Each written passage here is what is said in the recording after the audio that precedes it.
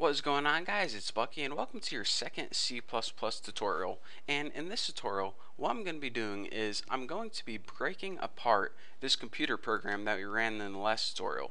So if you remember, whenever we first created a project in CodeBlocks already made a very simple computer program for us to run and test out just to make sure everything was working. And all it did was it printed out hello world on the screen. So if you go ahead and build and run this, we see that it just says hello world and some other computer stuff that isn't really relevant. But anyways, all this computer program does is print out hello world. And before I get into breaking this apart and telling you what each piece does, I want to say one thing.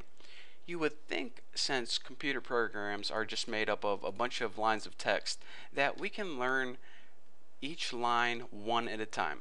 But computer programs are weird in that this is pretty much the most simple program you can write. And check it out. There are already 7 different lines included here.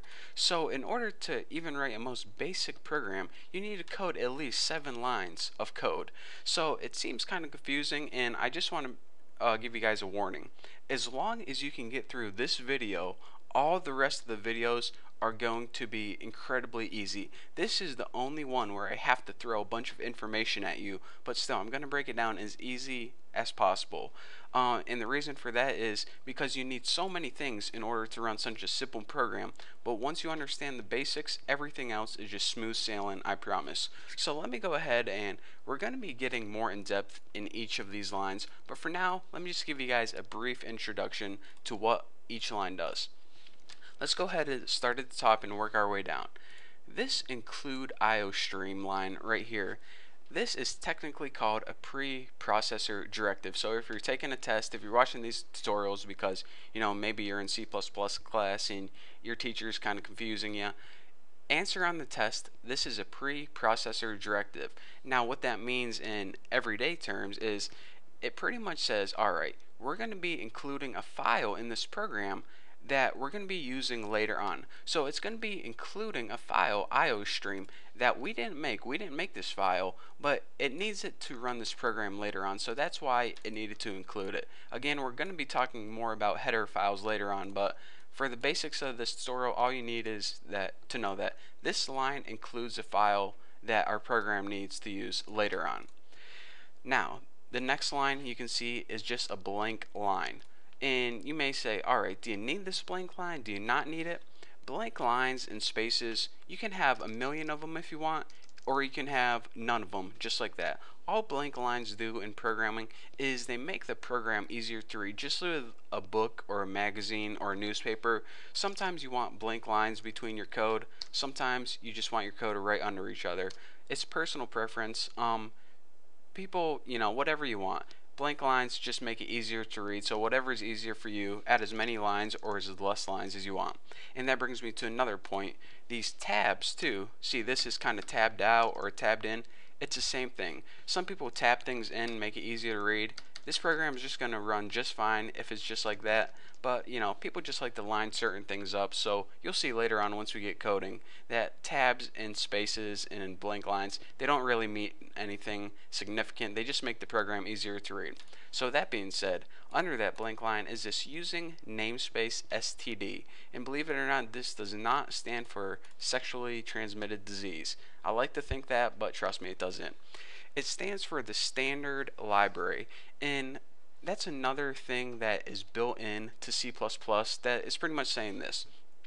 We're going to be using all the standard things with C++, nothing fancy. Again, we're going to be going over libraries and stuff in the future, but basically these two lines include things that we're going to need later on. This includes a file, and this includes something called a library, which is just a bunch of C++ stuff.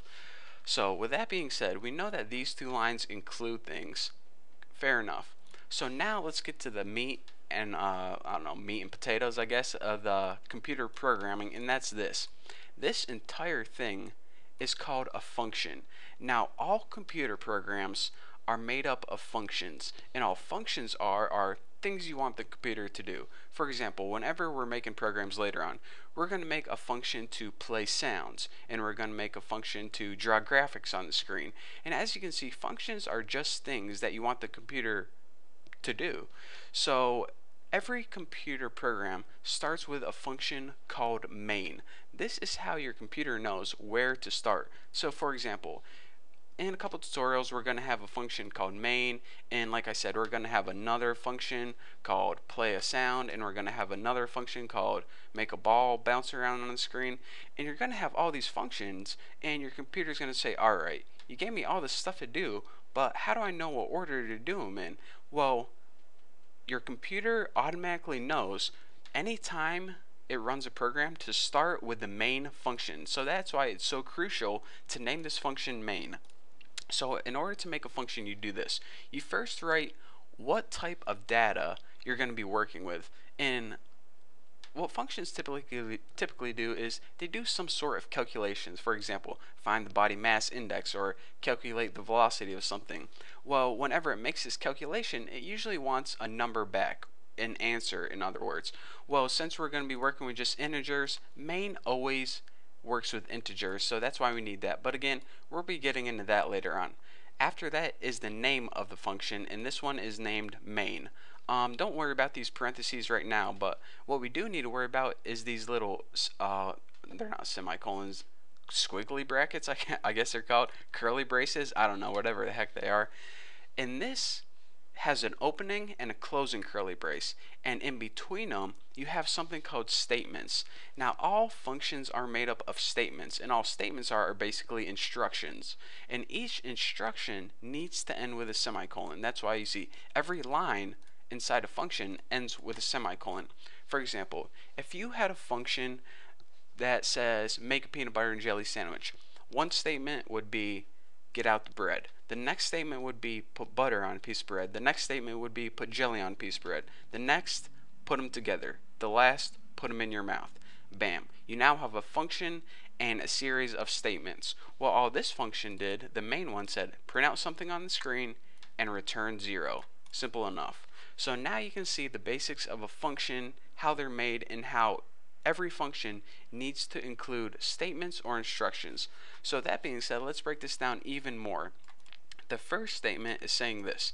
First of all, the C out thing right here, that's called an output stream object, and it's basically used to write characters on the computer screen. That's how we are able to type hello world on the computer screen. So this is always used in conjunction with this. This is called the stream insertion operator. This pretty much takes all this stuff to the right of it and prints it out on the screen. I mean, this is just you know, it's weird symbols, but that's whoever made C++, they decided to use these weird symbols to print out something on the screen. Why they did, I don't know. You have to take it up with them. But anyways, this is basically how you print out stuff in the screen. So this prints out hello world, and then this pretty much just means end line or go to the next line. So this line right here is pretty much just saying print something out on the screen. Now this last thing I want to talk to you guys about is called the return statement. Now usually, like I said, functions will calculate something like body mass index or velocity, and when they calculate it, it's going to want an answer back. So if I had a function that calculated my weight, it would return 155 or 160 depending on if I ate tacos or not today.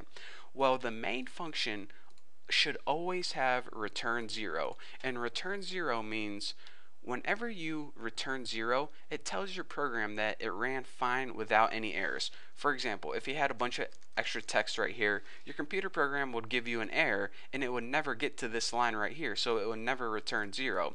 So whenever it does get to this line, it means everything above it ran fine, and return 0 means you are good to go, main ran fine. So I know that was a lot of information to give to you guys for just your first tutorial. But again, like I said, every computer program starts with a bunch of stuff that you need to know, and we're going to be covering each more of these topics in depth, but for now I just want to give you guys a basic understanding of how a computer program is made. So if you don't understand everything completely, then don't worry, you're not alone. You will in the future, I promise. But for now, thank you for sticking with me, and thank you for watching this tutorial, and I can't wait to see you in the next tutorial. And if you have any questions, don't forget to check out my website, thenewboston.com, and yeah, I'll see you in the next video.